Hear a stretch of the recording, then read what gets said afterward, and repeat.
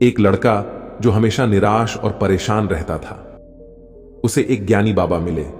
तब उसने बाबा से पूछा, बाबा जी, मेरे साथ ही ऐसा क्यों होता है? मैं जो कुछ काम करता हूं या सोचता हूं, सब कुछ उल्टा हो जाता है या बिगड़ जाता है।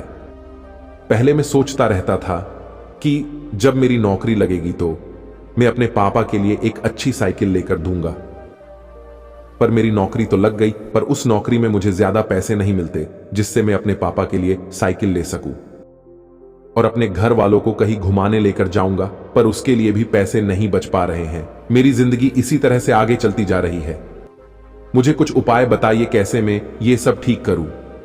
ये सब बात सुनकर बाबा ने उसे एक सुंदर से बगीचे में ले जाकर बोला, यह बगीचा बहुत बड़ा है और यहां पर अनेकों फूल लगे हुए हैं। तुम्हें एक काम करना है, तुम यहां से बगीचे के लास्ट तक जाओ और तुम्हें जो सबसे पसंदीदा फूल लगता है उस फूल को तोड़कर मेरे पास लाना है। पर एक बात का ध्यान रखना, अगर एक बार भी तुमने फूल को छोड़ दिया तो तुम उसे लेने पीछे नहीं आओगे। सिर्फ तुम्हें सामने की तरफ ही जाना है, पीछे आकर नहीं तोड़ना है। यह सुनते ही वह लड़का फूल तोड़ने के लिए निकल जाता है।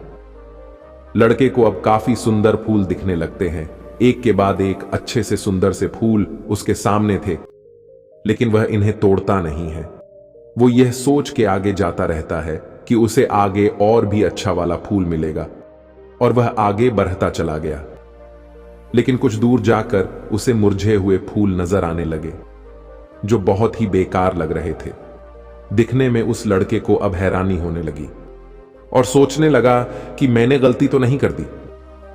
वह पीछे जाकर तो फूल तोड़कर नहीं ले सकता। अब उसके पास एक ही रास्ता था, और अब उसने कुछ मुरझे हुए ही फूल तोड़कर बाबा के पास वापस आया। अब उस लड़के ने बाबा जी को वह मुरझाया हुआ फूल दिखाया। तब बाबा जी बोले, बगीचे में तो बहुत सुंदर सुंदर फूल लगे हुए हैं, फिर तुम ये मुरझाया हुआ फूल तोड़कर क्यों लाए? यह सुनकर लड़का बोलता है, बाबा जी, मुझे पता है बगीचे में बहुत सुंदर सुंदर फूल लगे हुए थे, पर मैंने सोचा कि और ज्यादा सुंदर फूल लाऊंगा, और मैंने वो सुंदर फूलों को छोड़ दिया था। लेकिन बाद में मुझे ये मुरझाए हुए फूल ही देखने को मिल रहे थे और मैं यही तोड़ के लाया। फिर बाबा जी उसको एक बार और बगीचे में लेकर गए और समझाने लगे, मानो यह बगीचा तुम्हारा जीवन है और इसमें जो फूल लगे हैं वो तुम्हारी खुशियां हैं, जो कि इतने सुंदर सुंदर फूलों से भरा हुआ है।